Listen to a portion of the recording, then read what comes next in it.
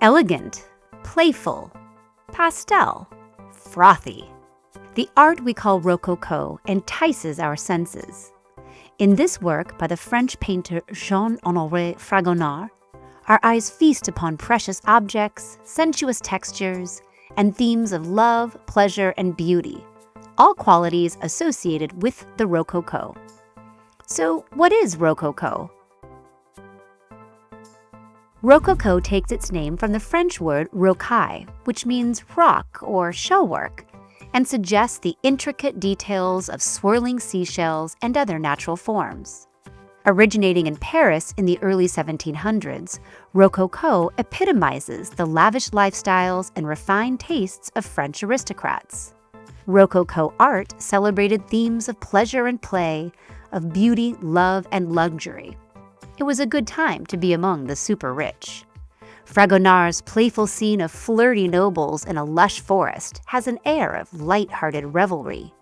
The death in 1715 of the domineering King Louis XIV, known as the Sun King, freed the nobility of France from his iron will.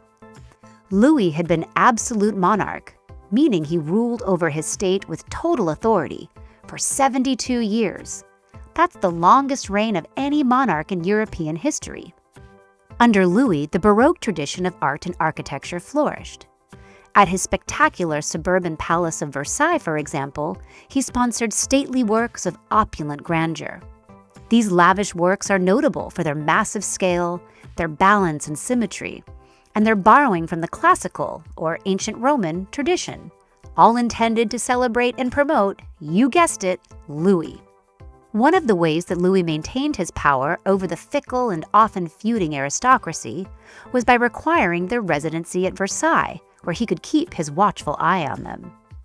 Louis's death allowed French nobles a newfound freedom to flourish in Paris, and they craved art and architecture that reflected their taste for luxury, pleasure, and freedom, including freedom from the grand, academic style of art and architecture favored by the Sun King.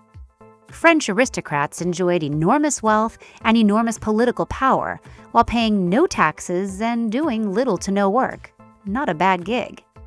In Fragonard's painting, created in the late 1760s, a young woman flings out her foot as she swings through the air dressed in a spectacular gown of rosy pink satin edged in delicate white lace. Her fair curls are pinned upon her head where a hat sits at a jaunty angle, shading her fair skin. Her rosy cheeks pick up the warm hues of her gown as she gazes down upon a young man hiding in the rose bushes below and, wait for it, gazing up her skirt. Another, older man is in the background. And though a small white dog barks in warning, this man remains unaware of the flirtatious exchange between the lady he pushes and pulls on her swing and her secret young lover hiding in the bushes.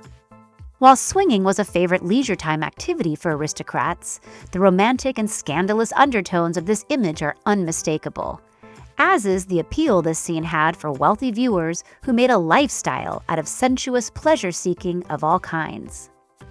Like the privileged nobility for whom it was made, the scene is refined. Delicate, feathery brushwork articulates the verdant forest. Lacy leaves, silken flower petals, ancient knotted wood. The whole composition teems with sensuous life. Two sculptures remind us of the romantic theme. To the left, a conspiring Cupid holds his finger to his mouth, as though to silence our protests at this secret flirtation. While just below our swinging maiden, two other winged cherubs reinforce associations with erotic love.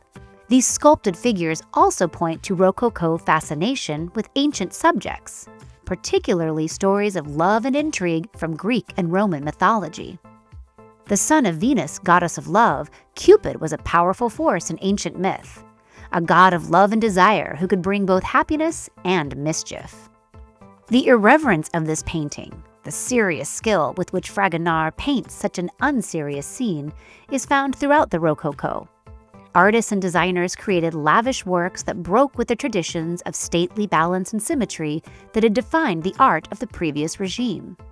Rococo interiors are whimsical, and the images and objects created for those spaces, like the ornately dressed nobles who moved within them, were the height of opulence and extravagance.